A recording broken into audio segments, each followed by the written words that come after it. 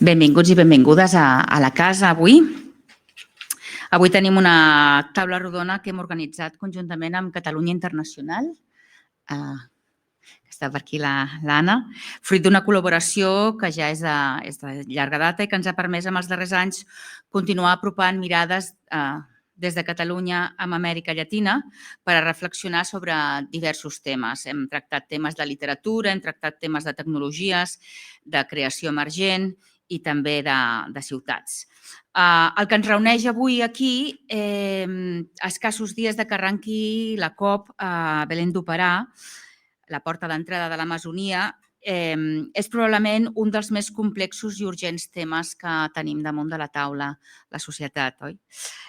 L'evidència científica és clara, hem buscat unes dades i exactament per evitar l'augment de l'1,5% de graus Celsius de temperatura abans del 2050, la qual tindria nefastes conseqüències per a ecosistemes i persones, les emissions de CO2 han de disminuir un 7,6% anualment. De moment, però, no deixen d'augmentar. Así que no parece tiempo para muchas vacilaciones. En un mundo cada vez más polarizado en el que la emergencia climática también se ha convertido en un elemento más de guerras culturales, hemos querido precisamente nosotros aquí en Casa América Cataluña, conjuntamente con Cataluña Internacional, centrarnos en soluciones climáticas que ya se están implementando. Desde las medidas para la mitigación del calentamiento global hasta los proyectos de reducción de las emisiones por deforestación y degradación, pero también y sobre todo queríamos centrarnos en la idea de justicia. Si hablamos de clima, de cambio climático, centrarlo desde la idea de la justicia. Y en el papel que desempeñan las personas y las comunidades más afectadas por esta emergencia climática, que habitan los ecosistemas especialmente vulnerables, y en la participación que estas persones tienen en la gobernança global del clima. Per a tractar tots aquests temes tenim una taula de luxe. Avui estem realment molt contents de que l'hagin pogut tancar. La conversa serà moderada, començo per aquí, per l'Antonio Cerrillo, periodista de La Vanguardia especialitzat en medi ambient. Hi participarà la Maria Elena Herrera Gualde, que és la coordinadora de l'Estratègia Nacional de tot el que és reducció d'emissions de deforestació i degradació des de Costa Rica. Ella participarà a la taula des de Costa Rica. L'Anela Luna Amancio, que és la cofundadora de Ojo Público i és periodista especialitzada en medi ambient i drets humans. La Paula Rodríguez Vargas, que és especialista en ciutats, clima i biodiversitat de la WWF de Colòmbia. La Marta Torres, que és la directora del programa de clima a l'Institut de Desenvolupament Sostenible i Relacions Internacionals. I la Maranta Herrero, que és doctora en Ciència i Tecnologia Ambiental i investigadora de la Facultat d'Economia i d'Empresa de la Universitat de Barcelona. No voy a extenderme más, quiero solo agradeceros a todas y a todos, bueno, a todos y a todo, que hayáis aceptado nuestra invitación a esta conversación. Por supuesto, agradecer a los panelistas, agradecer a los que estáis aquí hoy en esta tarde, a los que nos estáis siguiendo en streaming y también agradecer a Cataluña Internacional por facilitarnos hacer estas conversaciones al lado. Que esperemos que sean de mucho interés para todos nosotros. Gracias. Muy bien.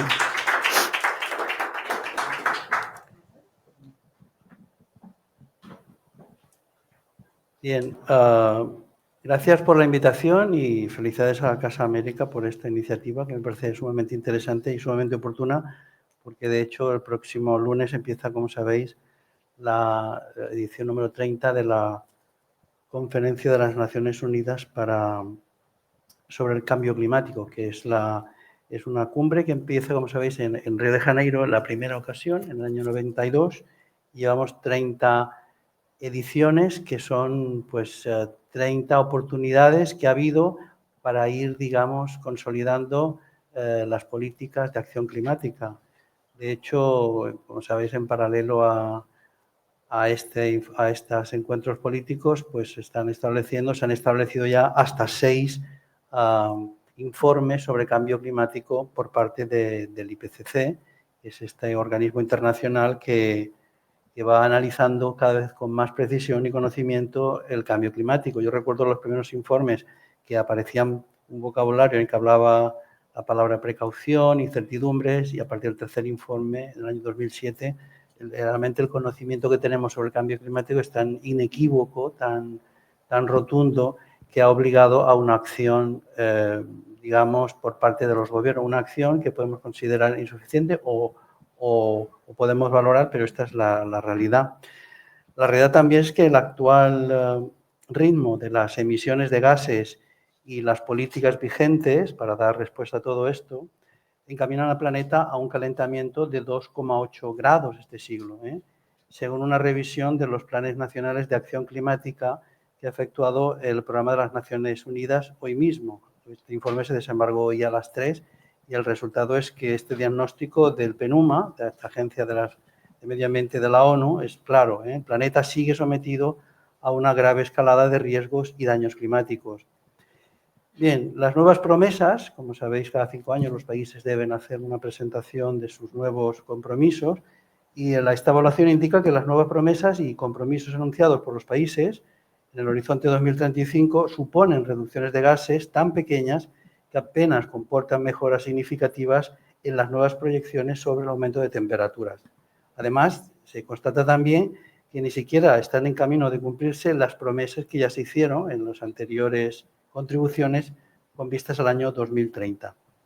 Bien, en base a estos nuevos compromisos, es lo que se sabe que el incremento de temperatura sería entre 2,3 y 2,5 grados, aunque sabemos que en realidad las políticas actuales, las que están ahora en marcha, pronostican o aventuran o apuntan este incremento de 2,8 grados. Bien, todo esto significa un volumen enorme de efectos ambientales y de consecuencias. También las tienen las necesidades de actuar y de prevenir. De todo eso voy a empezar a hacer preguntas a nuestras interlocutoras. Voy a intentar preguntar mucho para sacaros lo mejor que tenéis, y tenéis mucho, y yo confío mucho en que el auditorio también le motive toda esta temática. Yo me gustaría saber, en vuestra opinión, hacia dónde creéis que es prioritario que se actúe a la hora de mitigar el cambio climático. ¿Qué acciones son en las que se debe centrar la acción? Son muchas las políticas en este campo, el listado y las recetas son grandes, pero para empezar a abrir boca, ¿hacia dónde pensáis que deberíamos empezar a trabajar más? En este listado siempre aparecen las políticas climáticas, las políticas de energía, la del transporte, pero sabemos que hay muchos ámbitos más en donde ahora empezamos a actuar, ¿no? Marta, ¿qué me sientes? Así como para empezar, no, y a lo mejor obviando, bueno, cosas que son como en general como muy obvias, pero creo que merece la pena, ¿no? Repetirlo, de que cuando miramos lo que hay que hacer realmente, aunque sea, ¿no?, en teoría, en papel, con los modelos que tenemos de perspectiva para llegar a descarbonizar nuestras sociedades, los cambios las transformaciones no tienen precedentes, son enormes y cubren cualquier territorio y todos los sistemas. En general, en el IPCC, ¿no?, que como bien decías, ¿no?, como representa el resumen de lo que dice la ciencia, siempre tiene 4 sistemas, ¿no? El sistema energético, el sistema industrial, el sistema de ecosistemas y bosques y agricultura, y aquí mezclan, bueno, un poco de cosas, y el sistema más urbano con todo el transporte y todo.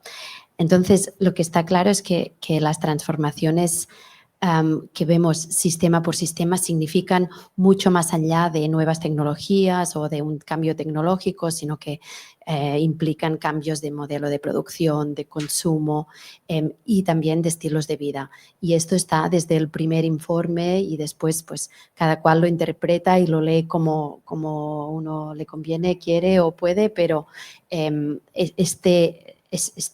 digamos, mensaje de que es mucho más transformativo de lo que, ¿no?, después podemos bueno, cuando después tenemos que empezar, ¿no? Trabajo para, bueno, renovables, bueno, pues ¿qué significa? ¿Electrificamos o no electrificamos los camiones? Y al final hay todas esas decisiones, hay muchas decisiones que tienen que ver con tomar decisiones sobre tecnologías concretas, pero no podemos olvidar, porque al final podemos priorizar, entender dónde están las oportunidades, qué secuencia, pero al final todo tendrá que cambiar, ¿no? Y todos los sistemas también como que están muy interconectados y por lo tanto, pero bueno, lo que está claro a priori, al menos para priorizar, y ya con eso yo os dejo, de decir, sí que es verdad que necesitamos un cambio en el sistema energético donde hay mucha más electrificación, porque sí que con renovables sabemos que podemos aportar,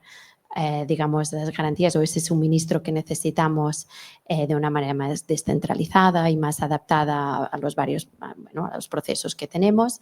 Por lo tanto, electrificar es como muy importante. Además, electrificando reducimos el consumo en sí de energía primaria. Hay que, evidentemente, todo lo que electrificamos con renovables. Y después hay todo un trabajo con los ecosistemas porque necesitaremos emisiones negativas de a dónde vamos, porque vamos tarde, ¿no? Y porque forman parte pues, también de una salida como más holística, ¿no? a lo que necesitamos, porque no solamente tenemos crisis climáticas, sino también de biodiversidad y otras que son muy importantes. Entonces, bueno, necesitaremos emisiones negativas para compensar aquellas emisiones que todavía tendremos, que estaremos emitiendo, que no podemos dejar a cero, y eso requiere de unos ecosistemas que estén sanos y que puedan absorber es que mi castellano absorber esas emisiones residuales, como dos grandes focos. Paula, ¿dónde empezamos? Yo creo que no nos hemos tomado en serio lo de la emergencia, ¿sí? Entonces seguimos actuando como, sí, electrificar, sí, pero ¿por qué no hacemos una transición con gas natural y de pronto algún día electrificamos? Sí, pero todavía hay petróleo, entonces pues sigamos consumiendo gasolina. O sea, emergencia es emergencia, o sea, cuando hay una emergencia hay cosas que se paralizan, hay cambios radicales y decisiones radicales que hay que tomar y creo que eso no está ocurriendo. O sea, creo que seguimos actuando como si tuviéramos muchísimo tiempo y lo cierto es que ya no tenemos tiempo. Entonces, a veces pienso, pero ¿qué más estamos esperando para tomar las cosas en serio, con la seriedad que esto requiere, ¿no? Entonces yo haría dos cosas. Trabajaría mucho en temas regulatorios, no tan transicionales, para acelerar un poco las respuestas ante la crisis. Y trabajaría mucho a nivel urbano, como temas de las demandas de las personas que viven en las grandes ciudades. Al final como que la gente dice, bueno, sí, pero sigamos usando plástico. No pasa nada. Si no pasa nada hoy, pues mañana tampoco pasa nada y no hay un sentimiento real de emergencia. Entonces trabajaría en esas dos cosas, como en concientizar a la gente mucho más en las ciudades, en los grandes centros urbanos y en la regulación. De hecho, de alguna manera, lo que planteamos es cómo afrontamos esta emergencia climática, teniendo en cuenta que el modelo de desarrollo nos exige cada vez un mayor consumo de combustibles, fósiles o no. Pero en cualquier caso, en el sentido contrario, digamos, la promoción de energías renovables, eólica, solar, también comporta demandas naturales. ¿Cómo ves esta cuestión, Amaranda? Para mí, ¿sí? Para mí la emergencia climática es uno de los imperativos ecológicos de nuestra era. Y digo uno de los porque, como ha dicho Marta, hay otros, ¿no? Estaban los investigadores del Stockholm Resilience Institute, designaron 9 áreas críticas de lo que se denomina el sistema Tierra, ¿no? El cambio climático es una de ellas, pero hay muchas más. La crisis de biodiversidad, la crisis de la contaminación química, el uso de agua dulce, etcétera, ¿no? 7 de estas 9 áreas se encuentran en situación de translimitación, ¿no? Entonces, hay que apostar por acciones que sean multisolución. No se pueden desmembrar, no se pueden no tener en cuenta que estas áreas están interconectadas y además se retroalimentan mutuamente. La crisis climática retroalimenta críticamente la crisis de biodiversidad, por ejemplo, ¿no? Entonces, hay que primero tener esto en mente. Las soluciones tienen que ser soluciones multisolución, ¿no vale? Como hicieron, por ejemplo, en la aprobación de la ley contra el desperdicio alimentario en España, que colaron una enmienda en la que desprotegían el lobo ibérico, ¿no? Aquí están, bajo una apariencia de una ley que avanza en el frente de la emergencia climática, retrocede en el ámbito de la crisis de biodiversidad, ¿no? O sea que aquí esas cosas no se pueden permitir, hay que tomar unas posiciones de sostenibilidad fuerte en estos temas, ¿no? En relación, para mí, todas estas crisis comparten dos raíces comunes, ¿no? Por un lado, están fundamentadas en un modelo de desarrollo productivista que se asienta, que considera el crecimiento económico, lo equipara como el último objetivo social, ¿no? Como prosperidad social, tenemos que conseguir eso, ¿no? Y además, esto se asienta en una visión del mundo que considera que el ser humano y la naturaleza están completamente separados, ¿no? Que estamos separados y además estamos encima de ella y es una entidad inerte que está a nuestro servicio para ser explotada, despoliada y utilizada como queramos, ¿no? Entonces, yo creo que hay que afrontar la emergencia climática significa afrontar estas cuestiones filosóficas, cuestiones económicas, cuestiones sociales. Estoy muy de acuerdo en que el mensaje es la reconfiguración de la organización social de las sociedades modernas, sobre todo aquellas que son los grandes centros de consumo del mundo, ¿no? En relación a las... yo vengo del ámbito de la sociología ambiental y allí cuando se habla de los impactos ambientales en relación a la emergencia climática, en realidad estamos considerando la atmósfera como un gran vertedero, donde podemos echar todos los gases de todas las actividades humanas. Es nuestro gran vertedero. Entonces, el impacto ambiental generalmente suele estar asignado a tres variables que hay que tocar las tres. Una es la tecnologías más eficientes, la siguiente es el consumo, reducir consumo, y la tercera es la población. La mayoría de las políticas se centran en la carta de la tecnología, como si fuese la sustitución equiparable, ¿no? Y entonces hay que realmente, abordarla realmente significa abordar el tema de reducciones de consumo, que significa buscar otras maneras y estabilizar de manera justa la población a nivel mundial. Significa todo esto, ¿no? Entonces, para mí el foco en relación a la emergencia climática, estoy de acuerdo que la energía es un ámbito protagonista, pero no solo el único, ¿no?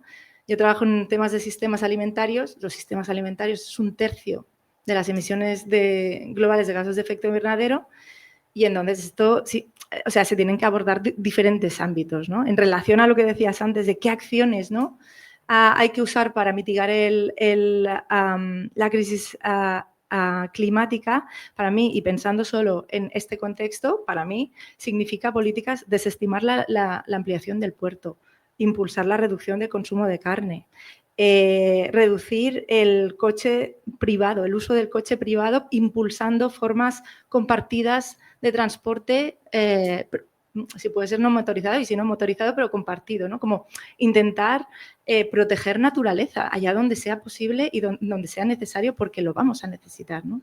Significa como todas estas medidas tienen que estar paralelamente. Gracias. Muy bien. Yo creo que me has hecho pensar que había el informe del IPBES, que es este organismo que aglutina a científicos, digamos, muy también vinculados al mundo de la protección de la naturaleza, donde incluía este tipo de reflexiones, la necesidad de pensar globalmente, de tal manera que la protección de un ámbito no signifique la destrucción de otro. Como veis, cuando yo he preguntado hacia dónde podemos actuar, podemos pensar que podemos pensar, la primera iniciativa o la primera sugerencia es en el ámbito energético, pero resulta que luego que el transporte, luego también el turismo, también tenemos que hablar de las finanzas. Al final hablamos de cambio de valores y al final es una cosmogonía muy amplia la que Me gustaría mucho conocer la opinión de Nelly, que es mi colega en el ámbito periodístico y que también tiene mucho que decir. ¿Cómo lo ves? ¿Por dónde empezamos? Desde el final. Creo que una de las cosas que me parece importante, además de esta conversación, es hacerlo aquí, ¿no? En el norte, en Europa. Pudo haber sido también en Estados Unidos, pero obviamente ya no le interesa a Estados Unidos hablar del tema. Pero uno de los temas que creo que, escuchándolas las tres, me parece que estamos de acuerdo es que el centro de la conversación pasa por repensar el modelo económico. Y es uno de los aspectos que es más difíciles de repensar, porque tiene que ver con un modelo de sociedad consumista, con un sistema capitalista que se instaló después de la Segunda Guerra Mundial. Entonces nadie quiere repensar el modelo. Incluso desde el periodismo mismo, a mí me costó mucho darme cuenta, haciendo periodismo ambiental, que el foco estructural de la crisis ambiental en el planeta, de estas nuevas emergencias simultáneas que tenemos, pasa por un modelo de consumo que es estructuralmente económico, ¿no? Y llegar a esa conclusión es complicada, porque todos nosotros estamos habituados a una forma de consumo que las aprendemos desde que somos muy pequeños y además la aprendemos de manera aspiracional, porque está vinculado ese modelo económico a un sistema político también, que es la democracia, ¿no? La democracia que te promete que tú puedes acceder a todo lo que quieras. Y eso es una visión económica, pero también lo que mencionabas de desarrollo y de sueños, que es bien difícil, y ahí entras en una paradoja que desde el periodismo es muy difícil de explicar y de investigar, porque te encuentras con que durante mucho tiempo el Panel Intergubernamental de Cambio Climático, el IPCC, tiene como consenso que la crisis climática es producto de la actividad humana. Esa es una verdad que ahora la quieren negar mucho, pero es una verdad esencial y hay que defenderla como verdad. Y el asunto es que no es tan cierto, porque no es que todas las personas hayan generado esta crisis climática. No es todas las poblaciones, no son todos los mundos. Hay un sector, justo este año acaba de salir el Global Wealth Report, el informe global de riqueza, y el 1% del planeta concentra el 44-47% de riqueza del mundo. Y el 2024 es el año que ha vuelto a crecer más la riqueza. Entonces no hay un problema de recursos, hay un problema de concentración de la riqueza y coincide con el mismo año donde las temperaturas y el consumo energético se ha incrementado.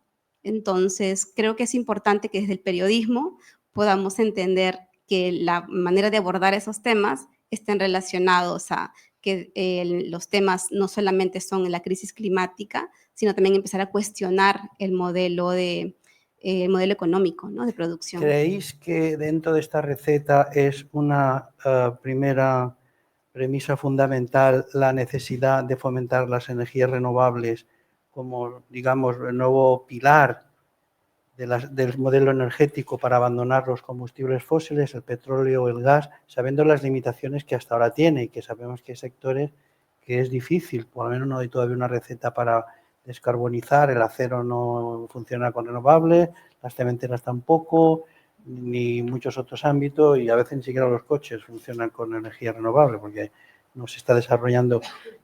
¿Cómo podemos pensar en...? Lo digo porque cuando hoy mismo el Programa de las Naciones Unidas habla de los avances y de recetas y mejoras posibles, siempre aparece las renovables. Marta, te ha tocado.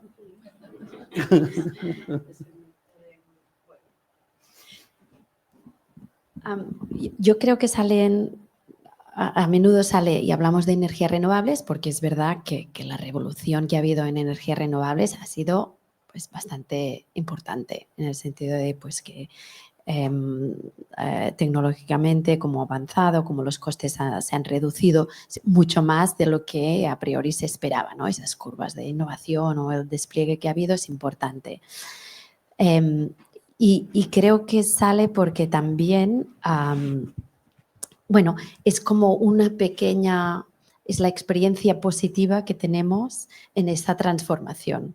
Yo creo que hoy estamos todos de acuerdo que esa expansión de esta economía verde promovida por las renovables ha tenido éxito, pero no ha tenido éxito en tanto que no está sustituyendo a los combustibles fósiles, que de momento es un añadido pues, a una economía que ya teníamos. Y aquí es donde está fallando. ¿Pero por qué es avanzado? Ha avanzado porque económicamente, pues en el modelo y la manera como pensamos y cómo producimos, pues ha encajado. O sea, hoy energías renovables es una agenda económica, no es tanto una agenda medioambiental o una agenda, ¿no?, de clima.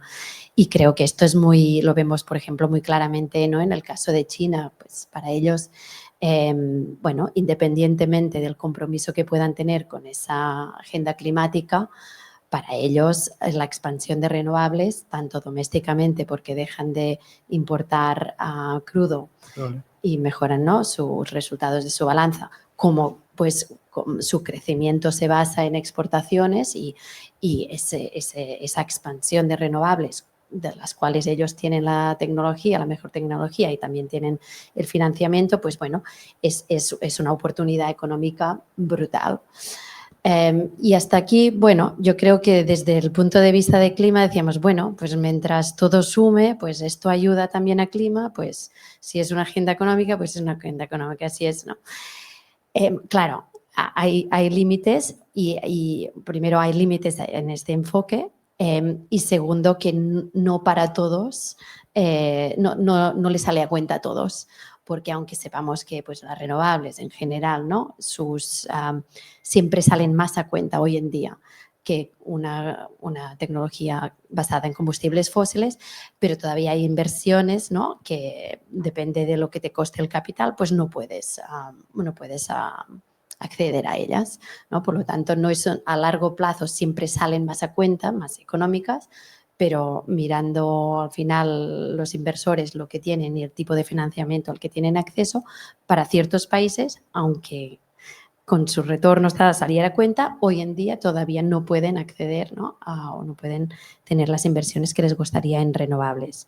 Esto por un lado, y por lo tanto, pues también aumentan esas desigualdades en quién está aprovechando de esa, ¿no?, de esa ola, esa revolución de esta nueva tecnología. Y como decíamos, y límites, ¿no?, porque lo vemos en el caso pues, de China y cómo Europa, ¿no?, está reaccionando en el sentido de, bueno, si con esta economía de escala y con este enfoque solamente vamos a utilizar, lo simplifico un poco, pero solamente vamos a utilizar tecnologías chinas, pues no nos interesa porque nuestras industrias pues no les gusta y no necesitan un poco más de protección. Y entonces ¿esta protección es ir contra el clima o no, ¿no? O la aceptamos todo. Digamos que las renovables entran, como te he dicho, en una agenda ya, una lógica que no tiene que ver con la acción climática, sino una lógica económica donde es una energía muy competitiva. Exacto. Que se va añadiendo. Exacto. Y que Europa el otro día en el foro, hubo en Madrid el foro del sector fotovoltaico y realmente era un rosario de lamentos de que no había manera de instalar industrias para producir aquí los componentes renovables porque China los costos eran mucho más baratos, es decir, que era todo, este es el discurso que tiene ahora el sector. Claro, y como aquí en Europa, pues en todas partes es bueno, si estábamos creando una economía que tenía que ser más próspera, con más equidad, como yo formo parte de esta nueva tecnología, como yo puedo formar parte de esa cadena de valor y después, bueno, que ya supongo que lo iremos sacando, pero ¿no? El tema también de recursos naturales que necesitas para todas esas tecnologías. ¿No? Una valoración sobre esta pregunta. ¿Cómo veis? Yo creo que está un poco mal enfocado, o sea, sí creo que el camino son las renovables, pero no se trata solo de el negocio, de que ahora las renovables sean negocio para poder incursionar en las renovables. Creo que también hay que mirar un poco que hay gente que no tiene energía eléctrica, entonces si vamos a hablar de todos los beneficios de las renovables, pues aprovechemos también para brindar energía eléctrica a algunas poblaciones que todavía no lo tienen. Y esto es mucho más grave que cambiar termoeléctricas por hidroeléctricas. Es mucho más grave estar en la mitad de la selva amazónica en una población pequeñita quemando diésel para tener energía eléctrica unas cuantas horas al día para tener en funcionamiento algunas neveras y poder cargar los teléfonos. Entonces, creo que en todas estas cuestiones hace falta como un ingrediente de equidad que se deja de lado y solo se está pensando en cambiar una cosa por otra y ya está. Y no es tan sencillo. ¿Quieres comentar algo, Marta? Bueno, sobre este tema, o sea, yo tenía aquí un poco apuntado esto de que las energías renovables para mí sí que son parte de la solución, pero no pueden ser la única solución, no es la única carta que es la que hay que, la que hay que tener, ¿no? Y tampoco es la prioritaria en todos los casos, ¿no? Porque no todo vale en nombre de las renovables, y menos porque se están industrializando, ¿no? Aquí en el Estado español tenemos un montón de luchas que tienen el lema renovables sí, pero no así, porque entran en conflictos con temas de biodiversidad. En otros países entra en conflicto con conflictos con comunidades locales, comunidades indígenas. Entonces, renovables sí, pero no a cualquier precio, ¿no? Un poco esto, ¿no? Y sobre todo también lo que decía Marta de lo que se le llama la paradoja del desplazamiento, ¿no? Esto lo desarrolló el Richard York, que es un sociólogo ambiental, y te habla de esto de que estamos experimentando una crecida sin precedentes de renovables, pero es que las fuentes de fósiles no bajan, siguen aumentando. Entonces, esta añadidura, una tecnología que tendría que implicar el desplazamiento de otra, no está pasando, ¿no? Entonces, ¿esto qué significa? Que no puede ser todo jugado a esa carta, que tienen que haber políticas estructurales de reducción de consumo, es que no hay otra, porque y de reducción de consumo de combustibles fósiles, sobre todo, tiene que ser un juego de suma cero, unos ganan y otros pierden. Me has hecho pensar en un libro muy reciente, muy recomendable, Sin transición, de Jean-Baptiste Bessiot, que él habla, todos nos hemos creado el imaginario de que estábamos, primero era la era de la madera, luego vino el carbón, luego vino el petróleo y había el paraíso de las renovables. Y resulta que no, que él analiza y resulta que ahora se necesita más madera que nunca, que también el carbón ha tenido una enorme dependencia todavía en muchos sectores necesarios, es decir, que vamos añadiendo, que no es unas pantallas que son sucesivas, sino unas pantallas que van creciendo. ¿Qué impactos hay en América, en tu opinión, de las renovables? ¿Qué factores crees? ¿Cómo se está desarrollando este despliegue? Sí, el problema es que, claro, cuando se habla de la transición energética, se piensa en reemplazar esa energía por otra forma, pero a veces se cree que eso va a caer del cielo sin ninguna consecuencia. Y esta nueva generación de energía renovable requiere de más recursos, ¿no? Entonces, como que cambiar una cosa para sumar más demanda energética. Y lo que está pasando con los recursos en América Latina, que es la región que más conozco, tiene que ver con desde el uso de madera, por ejemplo, para las hélices de los molinos. Entonces ahora se hablan ya de cárteles, ¿no? De mafias dedicadas a la expoliación de este tipo de madera balsa en particular. Hago un pequeño paréntesis. Yo creo que no se utiliza tanta madera en los molinos, ¿no? En algunos molinos sí, se necesitan, hay tecnologías que están necesitando molinos y este tipo de madera en particular no se exporta directamente a Europa, se exporta a China. China los procesa y los vende luego como parte de su tecnología, ¿no?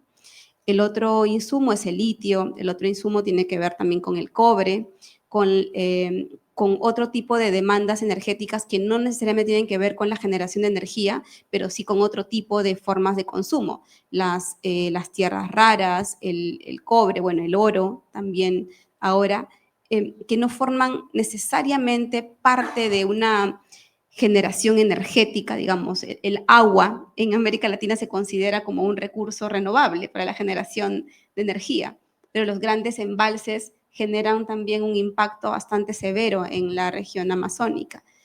si tú vas sumando esa extracción de recursos a otros problemas que ya persisten, se van acumulando los impactos y lo que tienes son territorios expoliados en recursos, porque lo que genera años de extracción de minerales no necesariamente se traduce en mejores condiciones de vida para las poblaciones locales, sino también se traduce en que no se quedan capacidades instaladas en los territorios. O sea, hay mucha demanda de estos recursos que se llegan, que se transforman en canon, en impuestos, pero no generan producción, ¿no? Ni transformación de recursos que puedan generar economías más sólidas en pueblos originarios o en zonas altoandinas donde se encuentran estos minerales. Entonces, sí me parece que, nuevamente, desde el periodismo es importante como entender que el foco del tema es reducir el consumo. Hay una geobióloga que a mí me gusta mucho, que es Hope Harem, que tiene 2 libros personalmente que creo que fundamentales para entender esta obsesión por el consumo. Uno es El afán sin límites y el otro es La memoria secreta de las hojas. Y en ambos ella reflexiona sobre que el desafío de nuestra especie en el siglo XXI va a ser contener el consumo, o sea, no transitar, porque cualquier forma de transición lo que va a hacer es seguir acumulando más demanda de energía, más demanda de productos, en una sociedad que es incapaz además de consumir, porque en los últimos años la cantidad de basura que hemos acumulado en material orgánico y plástico es un montón. Entonces, nuevamente, me parece que sí es importante y a veces el IPCC tiene como algunos problemas también para hacer foco en cómo establecemos estrategias que permitan reducir el consumo. De hecho, hablamos de cómo un cambio de modelo, o al menos lo que se apunta en los ámbitos diferentes que hemos tratado, hace pensar en que tiene una transición justa. Es un concepto que se repite continuamente. El gobierno habla también de la transición justa y creo que es ante la próxima conferencia de Belén, esto es un argumento que aparecerá, pero Marta nos puede adelantar algo tal vez sobre esta cuestión. ¿Cómo lo ves? Sí, yo creo que es como una cuestión como que es central porque siempre ha estado ahí, ¿verdad? Y pues ya íbamos intuyendo, pero creo que viene con fuerza, sobre todo porque hay como países como Brasil o Sudáfrica que no solamente en el contexto de la Convención Marco de Cambio Climático, pero también en otros foros como en el G20, etcétera, han estado impulsando. Y también viene dado porque ha habido como este año muchos análisis porque a nivel multilateral llevamos 10 años del Acuerdo de París, ¿verdad? Y claro, ahí esta pregunta todos sabemos, bueno, pues que está haciendo algo, pero no suficiente, ¿no? Y la clave es, pero exactamente qué es lo que está funcionando, qué es lo que no está funcionando, ¿no? Para ver cómo lo cambiamos. Y hay, por ejemplo, en una una manera de verlo es que había 4 pilares que justificaban que este acuerdo de París, que al final, pues bueno, a nivel multilateral, como un espacio político y jurídico que creas que no tiene capacidad para modificarlo todo, pero bueno, ve emisiones, ¿no? Y consigue pues a ciertos consensos, etcétera, pues había como 4 pilares y uno de ellos era que creabas una visión de un futuro que era más equitativo y más próspero. Y esa era la única razón por la cual todo el mundo quería formar parte, porque esa acción universal y muy diferenciada, que después podemos hablar, porque es verdad que desde el norte ahora hay que hacer mucho más, ¿no? En estos compromisos, etcétera, pero sí que es verdad que la acción universal es como es un prerequisito, no solamente porque las emisiones de todos los territorios tenemos que reducir o dejar a cero, pero también porque hay muchos países que no actúan si los otros países no están actuando o no, que estamos muy interconectados. Y entonces esa visión de que lo hacemos para construir un mundo mejor, un futuro mejor para todos, no solamente reducir emisiones, sino un mundo mejor, eso está fallando, es lo que es como una promise, ¿no? Una promesa, gracias, como que está rota, ¿no? Que los países están, pero si estamos cambiando una tecnología para otra, ¿y para mí qué? No me estoy beneficiando, no veo como esos beneficios, ¿no? en mi territorio. Y entonces esto se ha puesto encima de la mesa, ¿no? ¿Qué está pasando? ¿Qué es lo que estamos haciendo mal? Esto más lo que vemos que en muchos países lo que no estamos haciendo, o sea, hay compromisos, pero no se están llevando a cabo y hay mucha oposición, muchísima, ¿no? Y eso también te cuestionas de cómo estás haciendo, ¿no? Renovables sí, pero ¿de qué manera? Bueno, pues ¿cómo lo estamos haciendo? ¿Qué estamos haciendo mal? ¿Y por qué no estamos considerando todos estos temas, ¿no?, más sociales y más económicos de esta transición? Y ahí aparece Just Transition, transición justa, que al inicio estaba muy asociado con un concepto que sacó pues, la Organización Internacional de Trabajo, que estaba más enfocada, bueno, cómo es esa transición para la gente, ¿no?, para los trabajadores, que al final somos todos, pero y más enfocado en energía, bueno, pues toda esta gente que está trabajando en plantas de carbono y en la minería asociada, ¿qué vamos a hacer con ellos? Pero que ahora es más, ¿no?, lo que comentaban, bueno, al final, si vamos a otro mundo, ¿cómo garantizamos que, por una parte, hay unos países que están emitiendo muchísimas emisiones que descarbonicen y que lo hagan de una manera justa, es que no haya oposición, que haya un soporte público y que tenga en cuenta pues, los impactos negativos que está teniendo? Y por otro lado, hay la mayor parte de países del mundo que tienen emisiones que colectivamente son poco significativas, y para ellos es tener capacidad de acceder a un mundo sin emisiones. Y la responsabilidad de los países del norte en the lead y todos aquellos que puedan es facilitar que esos países puedan acceder, pero es un desarrollo limpio, no es necesariamente transicionar de nada a nada, es un desarrollo limpio. Para pocos países, porque al final son 20 países que realmente nos pueden meter en una senda de 1,5 grados en los próximos 5 años. Solamente son ellos. Individualmente no, colectivamente seguramente. Y unos saben que tienen más responsabilidades y que pueden hacerlo primero. Pero este es el juego, ¿no?, de la ambición. Para los otros, todo el juego es poder facilitar un acceso a un desarrollo limpio, porque si no, en 10 años, pues el problema lo tendremos en otros países que por imperativos de desarrollo pues han utilizado los combustibles fósiles o lo que fuera, ¿no? Y el problema pues lo habremos aplazado a otros países. No sé si podríamos comentar ejemplos de sectores que quedan en el camino o que, digamos, demuestran que esa transición puede ser injusta. ¿Qué sectores pueden sufrir o salir perjudicados, o hay que cuidar, o hay que considerar que deben estar acompañados? ¿Cómo lo veis? Para mí, cuando pensamos sobre justicia, a mí me parece que hay que intentar, cuando pensamos, ¿no?, intentar abrirle las costuras a las definiciones institucionales, ¿no? Y en el ámbito de la justicia, pues hay mucha literatura que a mí me gusta mucho el concepto este, se llama de diferentes maneras, pero una de las maneras muy mnemotécnica es la justicia de las 3 Is. Entonces, hablan de justicia intrageneracional, intergeneracional e interespecie. La intrageneracional tiene que ver con la generación de los vivos. Y aquí hablan las desigualdades de clases, de regiones geopolíticas, de género, de orientación, las típicas desigualdades, ejes de desigualdad clásica, ¿no? Esta es la justicia que hay que atender en estas negociaciones o en cualquier otro ámbito, ¿no? La segunda es la justicia intergeneracional, es decir, pensar en los no vivos, en los que vienen detrás y además que heredarán una situación con una capacidad de acción de muy difícil manejo.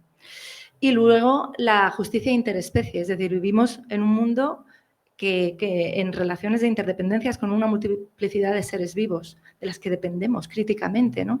No solo los humanos vivimos en este mundo y hay que dejarle territorialmente el derecho al territorio a los otros seres vivos, ¿no?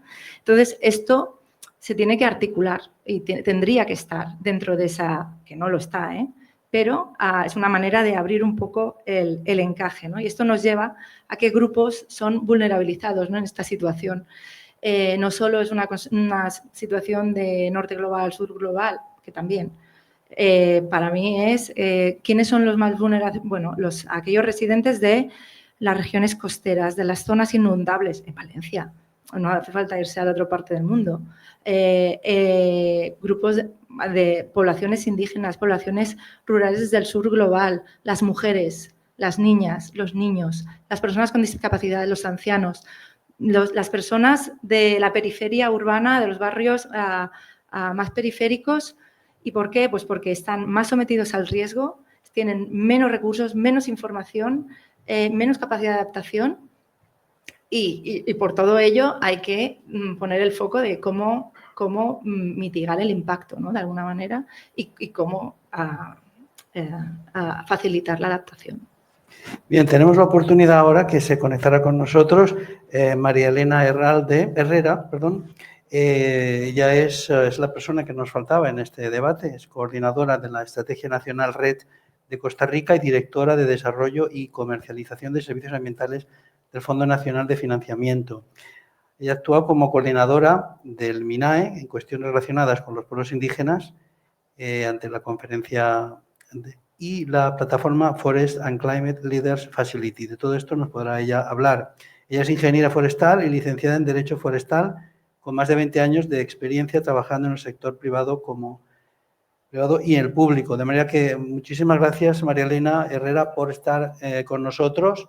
Entras en un momento adecuado donde ahora el debate se inclina claramente a favor de 3 representantes de América frente a 2 españoles o catalanes y creo que entras en un momento oportuno porque queremos abordar un aspecto importante que tiene que ver con algo como un segundo bloque que queríamos analizar. Es un tema complejo, pero que a la vez creo que es necesario explicar, a ver si podemos ser un poco pedagógicos. Los mercados de carbono, que es esta figura extraña que aparece en el Acuerdo de París, de comercializar derechos y certificados de emisiones que funcionaron en el contexto del Acuerdo del Protocolo de Kioto y que ahora se quiere dar un salto, pero no sabemos todavía, está lleno de incertidumbre, pero sí sabemos que se han hecho acuerdos de compraventa de estos derechos y sobre todo en los mercados voluntarios. Estaría yo particularmente, y el auditorio es muy interesado en que nos puedas explicar toda esta cuestión, si es tan amable. ¿Todo esto funciona? ¿Es una entelequia? ¿Es una manera integral de proteger los bosques que sabemos que funciona y que no?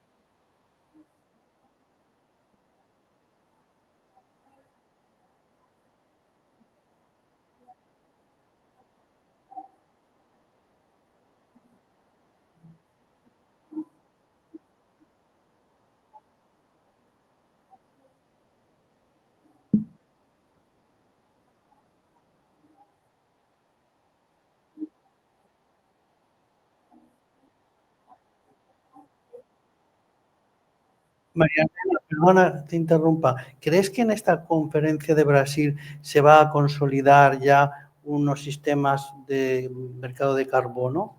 ¿Se va a estabilizar? ¿Se van a dar salida? Porque había muchos problemas pendientes por resolver que podemos comentar al resto del auditorio. Es la idea esta de que cómo se contabilizan las reducciones de emisiones y había este problema que presentaba, por ejemplo, Brasil, que quería descontar en su inventario de emisiones que debe presentar a la ONU las emisiones que no se han producido por esa protección, pero si a la vez se venden en el mercado, hay una doble contabilidad. Había un problema de método muy grande. Me gustaría que nos explicaras cómo se va a resolver.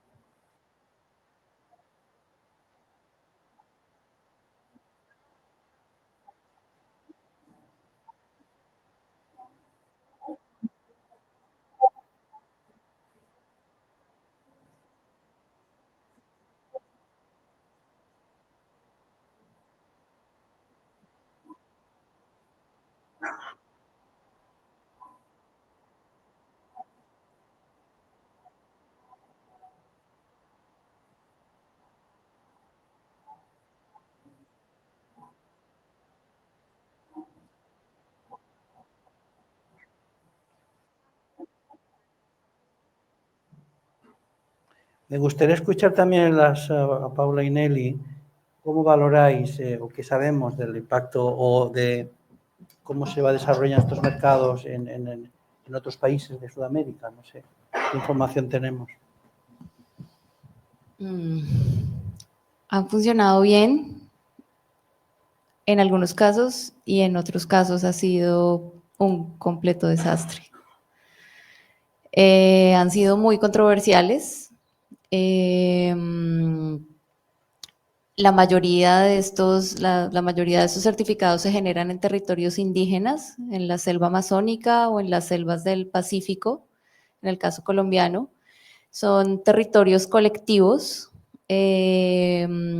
son territorios inembargables, por lo cual estas poblaciones siempre han estado fuera de las lógicas del mercado. O sea, ellos no pueden ir a un banco e inventarse un proyecto o proponer un proyecto y pedir fondos al banco y poner como garantía su territorio, porque justamente son territorios colectivos que son inembargables. Entonces, esto hace que sean poblaciones vulnerables, que están fuera de estas lógicas de mercado, que entran a negociar proyectos de millones y millones de dólares de la noche a la mañana sin ningún tipo de asesoramiento o acompañamiento legal. Y en muchos casos esto ha destruido la gobernanza de estos pueblos indígenas. Entonces, si estos mercados muchas veces son voluntarios, ¿qué obtienen? ¿Qué ventajas? ¿Qué buscan las empresas? Compensar su huella. Pero, Sí. pero lo digo porque como es voluntario, si no lo hicieran no pasaría nada, nadie les va a reclamar, ¿no? O sea, son voluntarios en la medida que el Estado no participa y lo deja a la negociación entre privados y considera que la comunidad indígena o la persona que está gestionando el bosque negocia este proyecto con con la empresa a la que le va a vender los bonos de carbono. Yo escuché a Elena en Oslo el año pasado y una de las cosas que me pareció importante, que creo que podría abrir también un espacio a la discusión, es que lo que se está pagando en este momento por tonelada de captura de carbono no compensa ni siquiera un poco el esfuerzo real de las comunidades locales ni lo de los estados en la protección de esas hectáreas de bosques. Entonces, se ha generado un mercado de bonos de carbono dentro del mismo sistema de mercado, pero que en la práctica no funciona porque no está cubriendo el esfuerzo económico real detrás de la protección de los bosques. Paga poco. Se paga poco. Y no sé si eso tal vez lo puedes profundizar, Elena, porque fue una de las grandes discusiones en torno, y ya no es un tema solo de los bosques tropicales de Latinoamérica o de Centroamérica, sino también que el mismo problema se arrastra en África y en otros bosques subtropicales, ¿no? Si quieres comentarnos algo sobre esta cuestión, María Elena.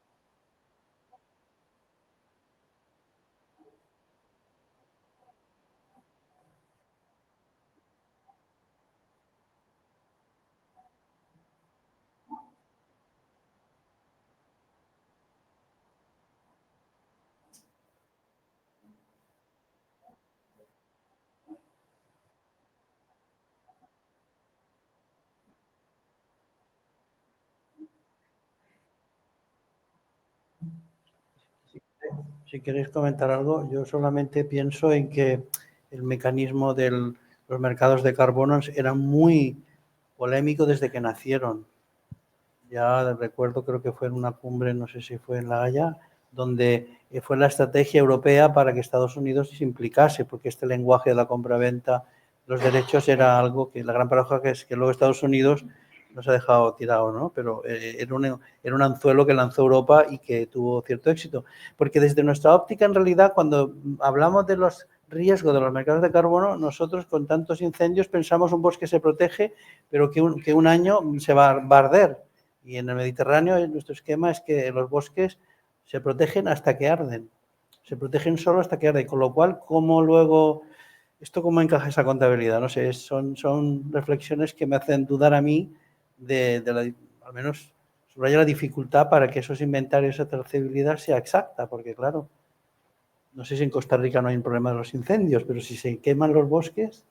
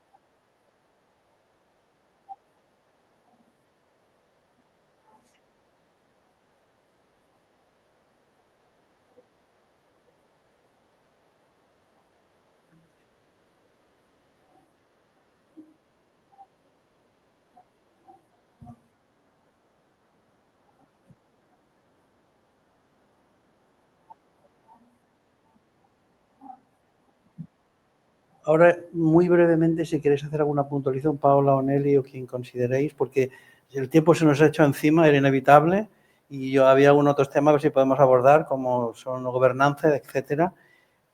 ¿Quieres hacer algún apunte muy breve? Sí, yo creo que el tema de los mercados de carbono abre una discusión interesante y es por qué hay territorios en los que se han conservado estos bosques y siguen en pie. O sea, ¿por qué las comunidades indígenas en la Amazonía no han talado todo el bosque y han vendido la madera bajo una visión capitalista? O sea, finalmente son los últimos relictos de bosque y de selva que quedan en pie.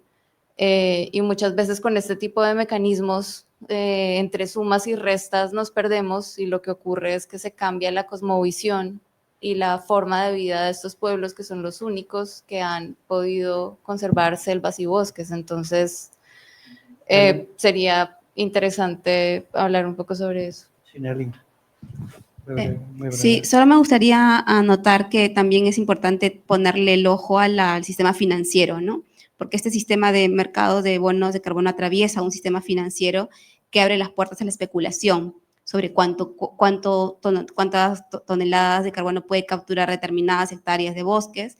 Y lo que estamos viendo en los últimos años es que un sector de los que se han favorecido con el mercado de bonos de carbono son fondos de inversión o empresas constituidas en paraísos fiscales, que hacen bien opaco todo este modelo, ¿no?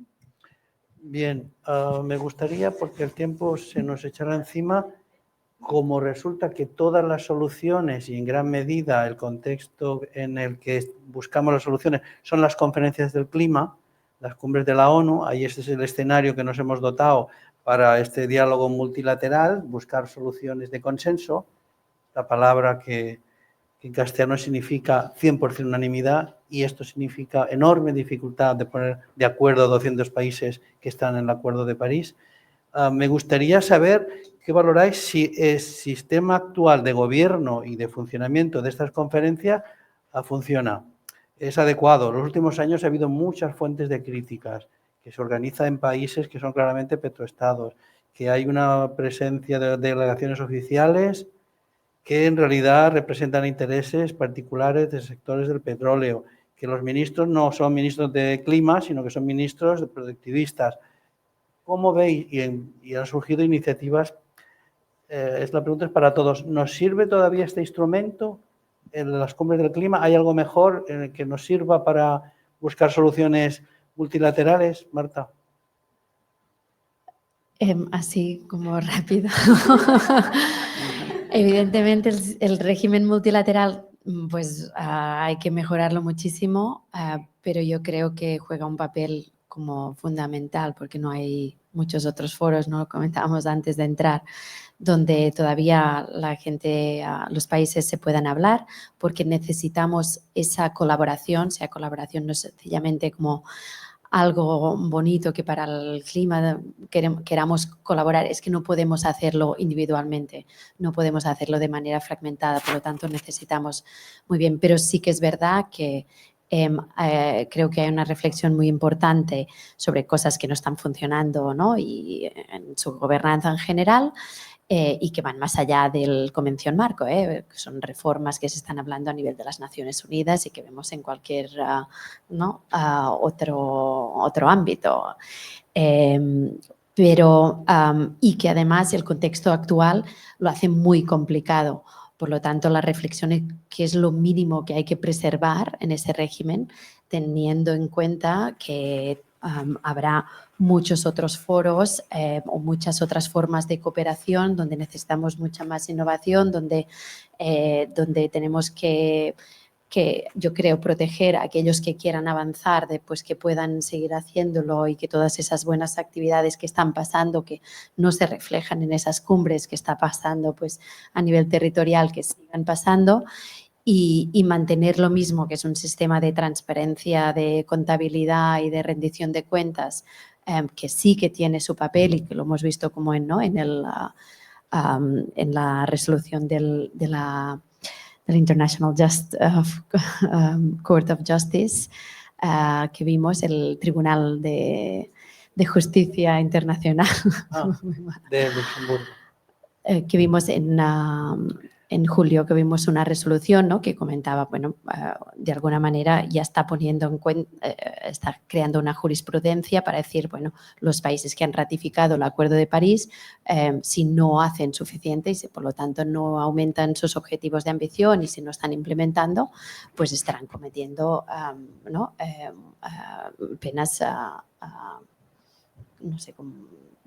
Bueno, hasta ahora el instrumento era multilateral, era político, y ahora vemos un nuevo instrumento, puede ser la instrumentos justicia, de litigación, con diversas fuentes que ha habido en la justicia y la en Suiza, con las famosas abuelas del clima, o las que hubo en... Y si esa jurisprudencia se organiza a nivel internacional, podremos verlo como a nivel de tribunales, a nivel nacional, cada vez tendrán también más peso como para poder reclamar lo que los países no están haciendo. Y todo es un poco, bueno, es esa maquinaria que incluso con los mecanismos, los mercados de carbono, que tarde o temprano, ¿no? Como decía Elena también, por estos ajustes, tiene fecha de caducidad, es un instrumento de financiación que existe ahora, que podemos ver cómo mejorarlo, etcétera, pero al final nadie podrá compensar, todos tendrán que reducir, ¿no? Internamente. Entonces hay que ir buscando otras maneras y ir cada vez más mejorando esos estándares y apretando más las tuercas, ¿no?, de ese framework que es porque no había ambición política hace 10 años para hacerlo más estricto y no lo habrá hoy. ¿Quieres comentar algo más, Paula? ¿O Maranda? Sí, o sea, para mí, yo estoy de acuerdo, o sea, una cosa sería como mejorar como los retos, o sea, ha servido como como para mantener la diplomacia climática, eso han servido las COPs, ¿no? Mantener estos encuentros, que no hay otro foro igual, y en eso hay que reconocerlo, ¿no? Pero bueno, queda mucho camino como por andar, aunque el contexto actual sea muy complicado. Una es mejorar la eficacia, es decir, hacer que esas reducciones se hagan efectivas, que esto no está pasando y por lo tanto es una asignatura pendiente importante. Otra es considerar la COP no solo como una cosa técnica de reducciones de emisiones, sino realmente esta transformación civilizatoria, que se trata de eso.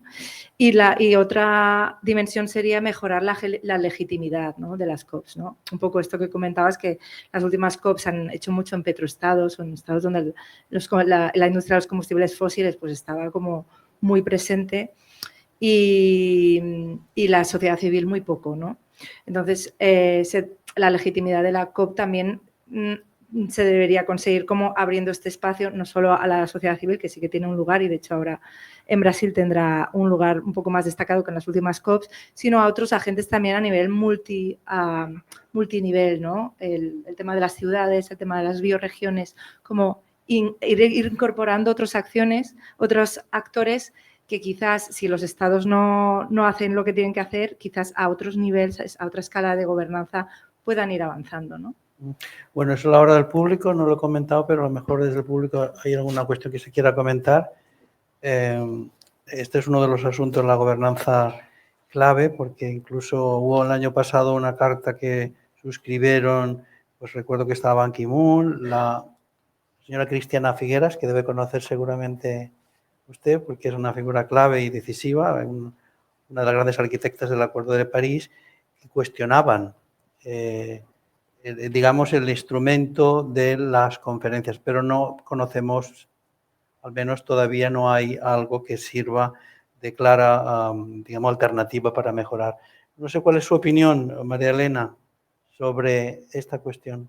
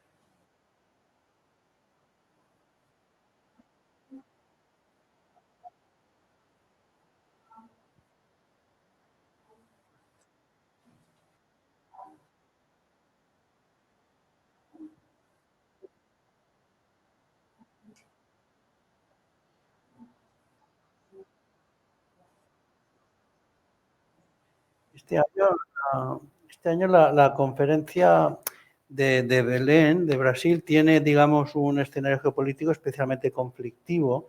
Yo creo que es el año en donde hay un contexto político peor. Yo no lo recuerdo en ninguna otra ocasión, en donde ya no solamente hay, digamos, la salida, el anuncio del Acuerdo de París de Estados Unidos, sino que además eso va a reforzar los estados, digamos, petroestados van a sentirse más confortables. Siempre era el objeto de las críticas y las discusiones de lo que se trascendía, siempre eran sus bloqueos y ahora se sentirán seguramente más cómodos. Europa está debilitando su liderazgo porque los objetivos para reducir emisiones digamos, están haciendo tan flexibles que hay quien piensa que Europa está renunciando a apostar por un liderazgo en este contexto. Por eso cuesta mucho encontrar algún aspecto positivo en todo esto. Pero esta es la invitación que yo haría.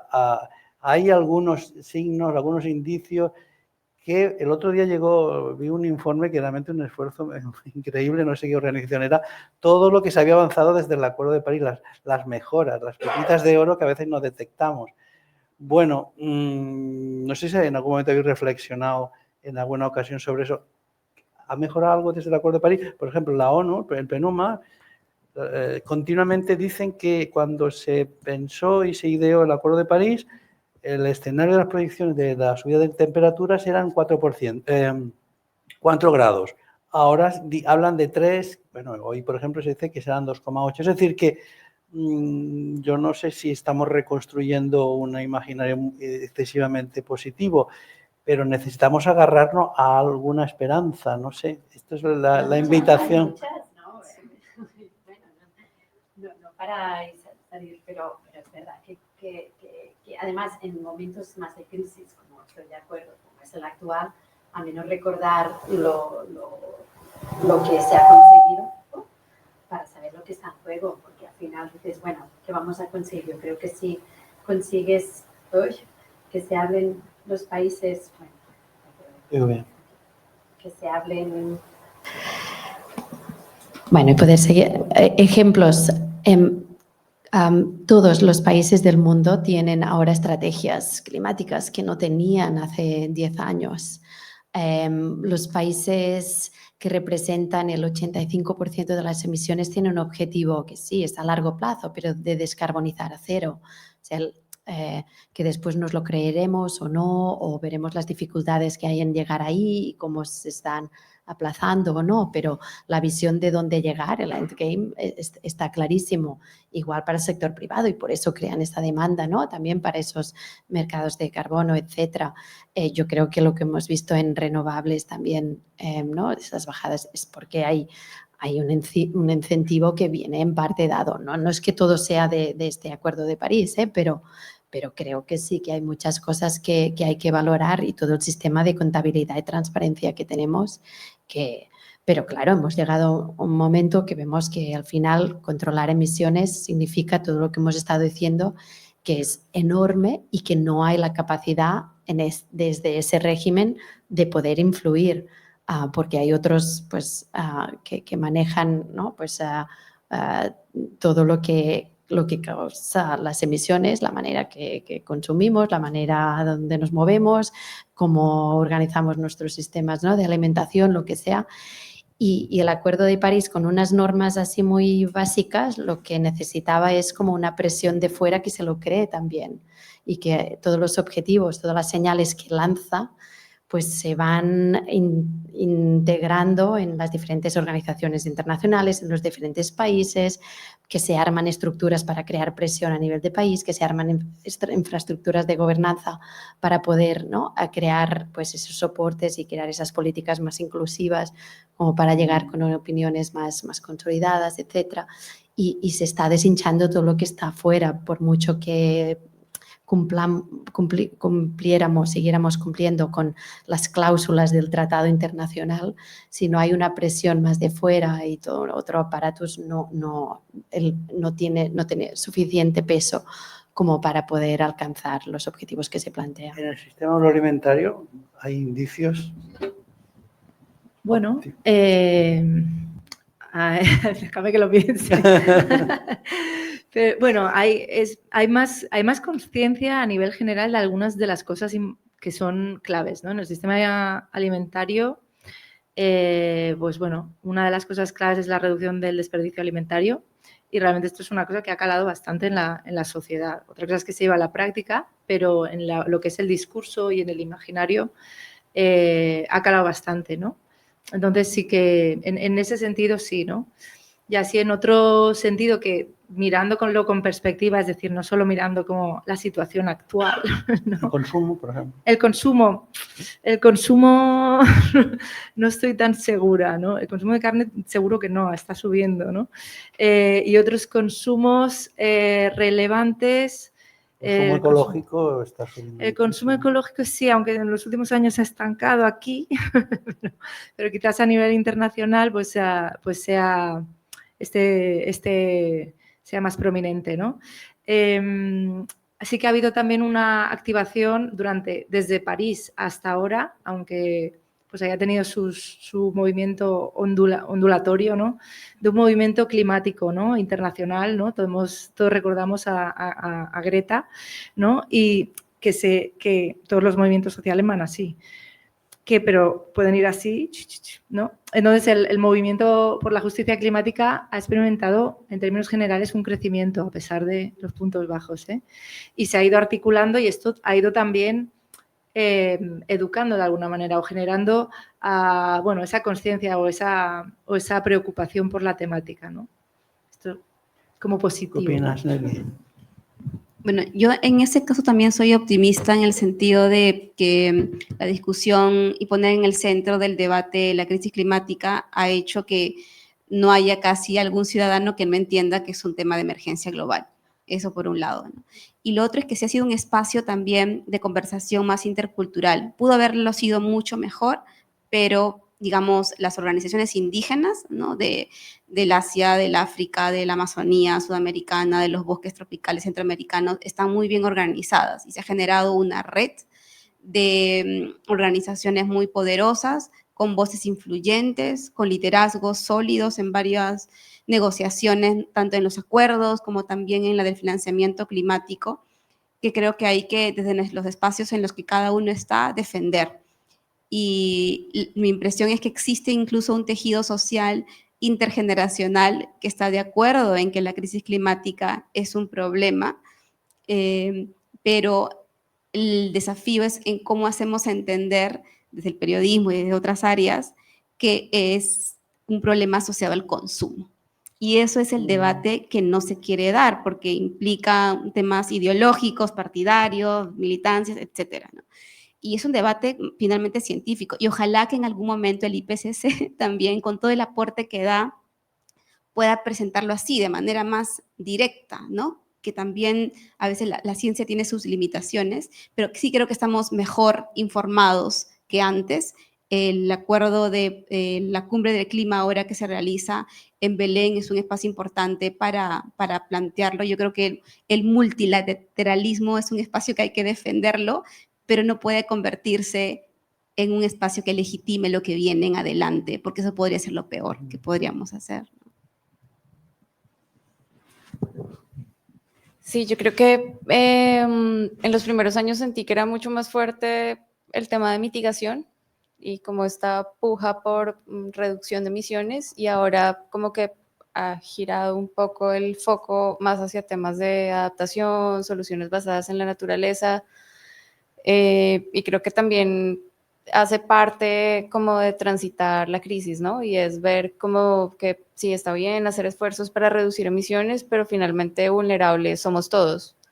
No solo somos los países que estamos en ecosistemas estratégicos, no solo son las ciudades costeras, porque al final si hay una crisis, o sea, cuando estallan las crisis, pues no vale de nada tener plata en el bolsillo, porque si no hay alimentos, no hay alimentos, y si no hay agua, pues no vale de nada tener plata en el bolsillo para comprar agua potable cuando ya no hay agua potable. Entonces, creo que está bien como ese foco que está tomando un poco la negociación en tener estrategias robustas de adaptación basada en ecosistemas, soluciones basadas en la naturaleza, soluciones basadas en comunidades. Y creo que también es un poco una respuesta a que el tema de mitigación se ha vuelto comercial. O sea, al final lo terminamos Ahora simplificando a más- cosas que se pueden comprar y habla más de vender. adaptación, no sé qué opina María Elena, pero me parece que ya no está con nosotros. Sí, sí, María Elena, ¿tienes la impresión de que la adaptación empieza a ser, está en la agenda más presente?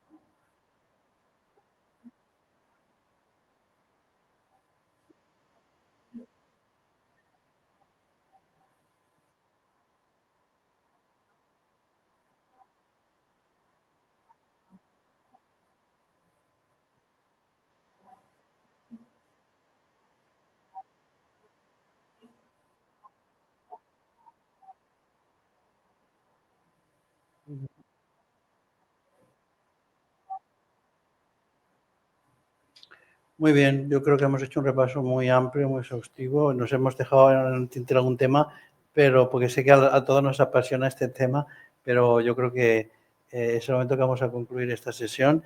Yo agradecer muy sinceramente a todas las personas que han intervenido y a María Elena por estar ahí también y sobre todo por esta reflexión que tiene como fondo, yo creo, problemas ambientales que afectan a América. Afectan a todo el planeta, pero esto es Casa América y yo creo que es muy importante subrayar que esta es la perspectiva que hemos querido también dar a este debate. Así que muchas gracias.